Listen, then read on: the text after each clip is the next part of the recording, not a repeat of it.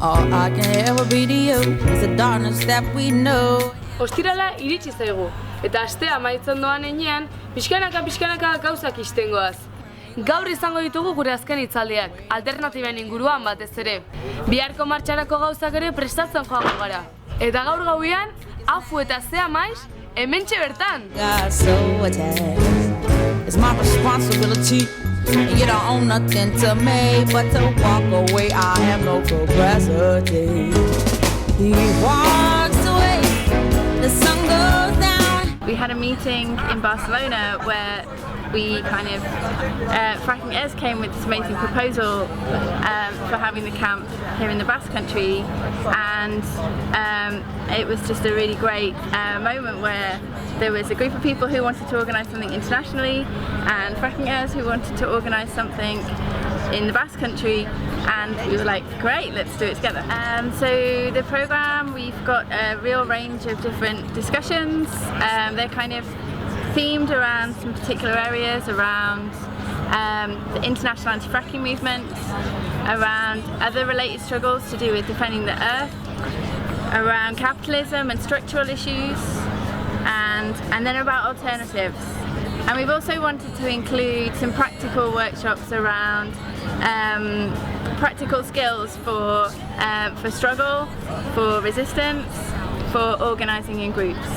There's been things that have been really easy, and it's just been like, oh wow, we've got a lot of political similarities in a lot of respects, and then other areas where there's just been a real divide between people's ideas of what we're actually trying to organise. And so in the end, I think that's created something that isn't quite what Fracking Ez would have organised, and isn't quite what the international group would have organised, but it is something that none of us would have pictured beforehand. And in a lot of ways, that's something that's really exciting about the Frackampada. Hello everybody, my name is Maria Olteanu and I come from Romania, Bucharest. I'm a part of an anti-fracking group which works on an informal basis. If you step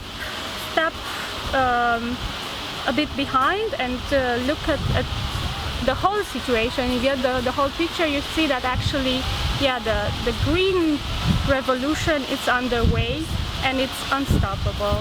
May the victory come soon to us.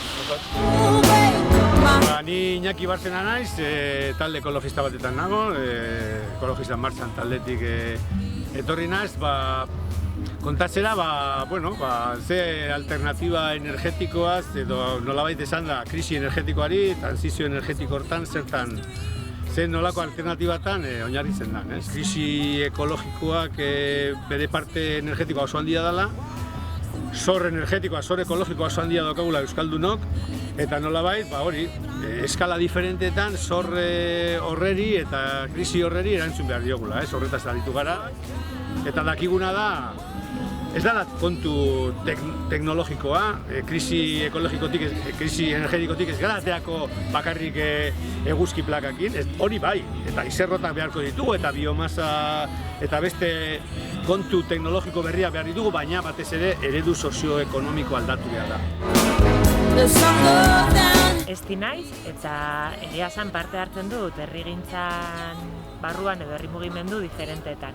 Herri mugimenduak eta ezkerreko gobernuen artean ematen diren aliantzak, kontraesanak eta aztertuko zituen mahai inguru batetan, horretan aritu gara goizean, orain dela 10 urte sortzen hasi ziren ezkerreko gobernu horiek poterean daudenetik, nola aldatu diren herri mugimenduak, ze gauzetan egon diren aurrerapenak, zeintzutan ez, gaur alternatiben inguruan hitz egin behar genuenez, eskatu zidaten ekonomia feminista buruz hitz egiteko, apur bat azaltzeko hori zer den, eta nola txertatu daiteken alternatiba guztietan ere lerro garrantzitsu bat bezala.